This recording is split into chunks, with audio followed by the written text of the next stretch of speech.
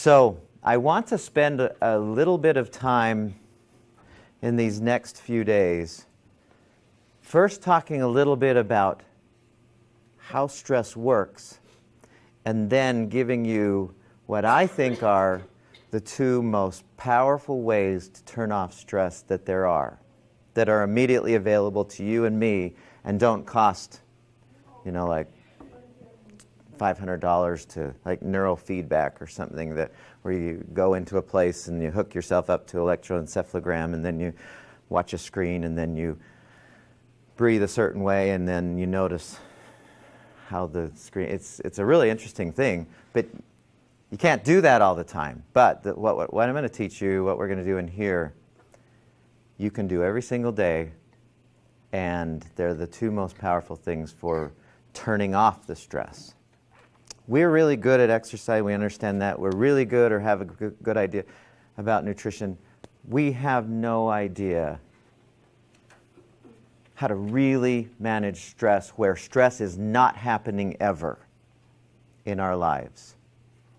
And that's where I want us to go, because I think it's possible to have day-to-day living without the symptoms that are associated with stress. Now, when I say symptoms, what comes to mind? If I say a symptom of stress, so the stress is the problem, but we only worry about stress because there are symptoms that happen as a result of the stress. So when I say symptoms, what things do you notice in your experience that where you can go, well, this really is awful or unpleasant, and I'm pretty sure it's because of my stress?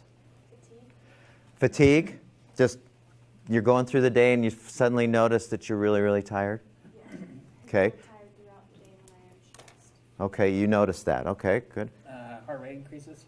You notice that your heart rate's going faster, but you're not working out, No. right? Yeah, just sitting. Yeah. Sitting there. What's probably the most common symptom of stress? Anxiety. Yeah, so I'm going to say, what do you mean when you say anxiety? Well, I guess you get anxious about things and you get really worried because you don't have everything done that you need done. Okay. You feel very burdened, I guess. I don't know. I was saying. So, not balanced. Yes, I guess, yeah. I mean, when you said all of those things, my mind said, that's an imbalanced state, not a homeostasis, right? Tension headaches are really common. Headaches are probably, how many in here get headaches from time to time? And you know there's a stress piece to it. And there's no judgment on any of this. I'm not making anyone wrong for having any of these things. It's just, here's what naturally happens. I think like being impatient or irritable. Just I get ticked grumpy off when at I'm stuff stressed. a lot? Yeah. Yeah. I do too. When you wouldn't normally, right? What else? Stomach issues. What do you mean?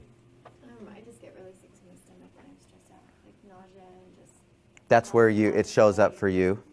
yeah. Mm-hmm. Another one. So, I've got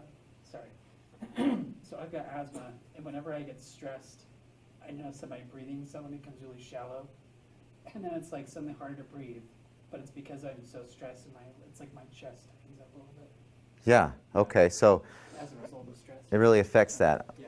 For me, it can affect my sleep. So your sleep isn't as deep, or it takes long to fall asleep, or If I'm your sleep doesn't as... stressed out, then my mind has a hard time shutting off, and so then it'll take me forever to fall asleep. And then when I do fall asleep, I'm waking up a lot. Just And when you wake up in the morning, you don't feel like you were really rested. Yeah. Yes? Okay. Now, none of these things are, and again, no judgment. I mean, this is just everybody. Everybody's struggling with symptoms of stress. The question that we can start out with is a headache a normal, natural thing? no. Yeah, I don't think it is. You don't see a child, a 5-year-old child with a tension headache, which tells me that, or any of these symptoms that are associated with stress. And again, I'm not judging. I'm not making you wrong for having any of these symptoms. It's just your body's way of telling you something's out of balance. We need to get back in balance, but nobody knows how to get back in balance. So it just keeps being the norm to have a headache or to have gut ache or to have depression or to have so much as even heart disease. So the question is, how does this happen?